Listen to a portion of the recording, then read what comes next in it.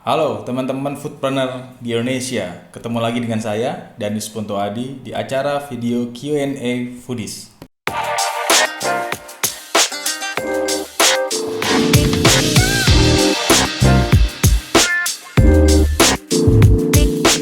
Oke, pertanyaan berikutnya.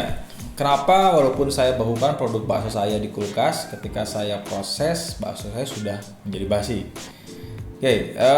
Sebenarnya produk yang basi itu disebabkan karena sudah bertumbuhnya bakteri di dalam produk Anda. Sebagai informasi, bakteri itu tumbuh dalam suhu 5-65 derajat Celcius.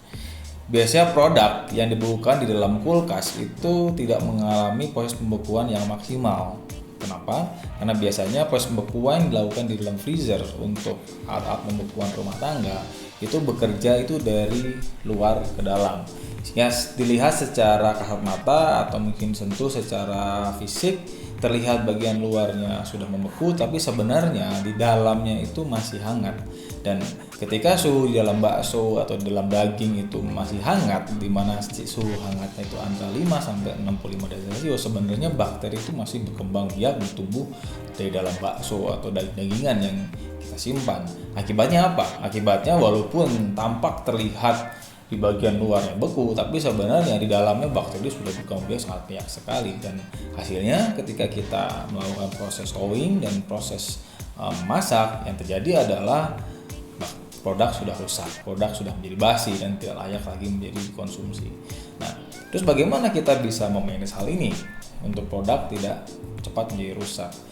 Yang pertama, sebelum saya menjelaskan lebih banyak, ada beberapa hal yang harus diidentifikasi dulu ya. Berapa lama periode penyimpanan yang mungkin teman-teman ingin lakukan? Apakah produk bahan baku ini digunakan untuk fast moving atau memang untuk penyimpanan yang cukup lama? Jika produknya fast moving, mungkin daging yang kita beli hanya dipakai periode waktu penyimpanan 1 sampai mungkin 2 hari. Penyimpanan atau pembekuan di dalam freezer rumah tangga itu masih bisa diterima. Kenapa? Karena prosesnya cepat sekali. Proses penyebaran bakteri belum tersebar dengan cukup banyak, sehingga sebelum sempat bakteri berkembang biak, kita sudah proses bahan baku protein tersebut dan siap untuk dimakan dengan kualitas yang masih bagus. Tapi jika kita sudah berencana untuk menyimpan bahan baku yang memiliki dasar protein tadi dalam kurun waktu lebih dari 2 hari, nah ini kita akan berbeda, karena kita harus sudah memastikan bahwa memang bahan baku protein ini, apakah itu bakso, sosis atau daging atau apapun itu yang bahan dasarnya dari protein, ini kita harus pastikan mengalami proses manajemen rantai dingin yang baik. Apa itu sebenarnya rantai dingin?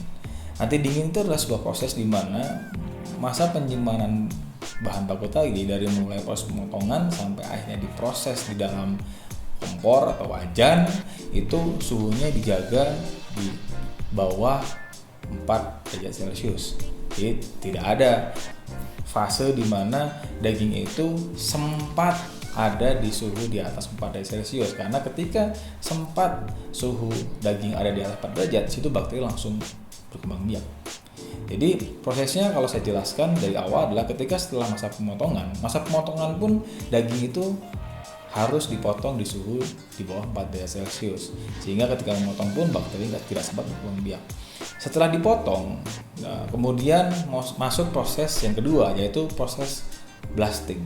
Proses blasting itu menggunakan satu alat khusus untuk membekukan. Jadi kalau tadi saya sempat jelaskan, kalau kita membekukan menggunakan freezer itu dari luar ke dalam, tapi blasting itu membekukan dari dalam keluar.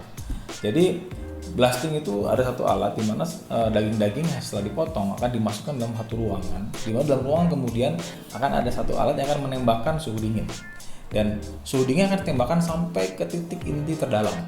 Dari dalam baru kemudian pembekuan akan terjadi keluar. Nah, dan pembekuan ini pun bisa mencapai suhu minus 40 derajat Celcius. Nah, ketika daging sudah dalam kondisi minus 40 derajat Celcius atau setidaknya minus 30 derajat Celcius suhu dagingnya. Nah, daging kemudian harus dimasukkan ke dalam freezer. Freezer ini sebenarnya fungsinya bukan untuk membekukan. Mungkin selama ini banyak yang salah kaprah ya, freezer untuk membekukan. Freezer itu fungsinya untuk menjaga titik dingin. Sehingga ketika bahan protein sudah dibekukan dengan blasting freezer dan suhu dagingnya situ sudah di minus 30, minus 40, kemudian disimpan di dalam freezer dengan suhu minus 18 derajat Celcius. Kemudian kita simpan, dan kemudian ketika daging itu akan mulai dipakai, kita prediksi dan berapa lama masa daging itu dari mulai beku untuk menjadi siap dipakai. Di fase itulah kita harus melakukan proses defrosting atau proses pencairan daging. Dan disitulah suhu diturunkan dari mungkin tadi asalnya minus 18 Celcius, kita turunkan suhu penyimpanan menjadi bisa minus 10, bisa dari 0 derajat, tapi maksimum tidak boleh lebih dari 4 derajat Celcius. Sehingga sampai kemudian si daging tadi siap untuk diproses, dikonsumsi, daging tadi dicairkan tetap dalam suhu di bawah 4 derajat Celcius.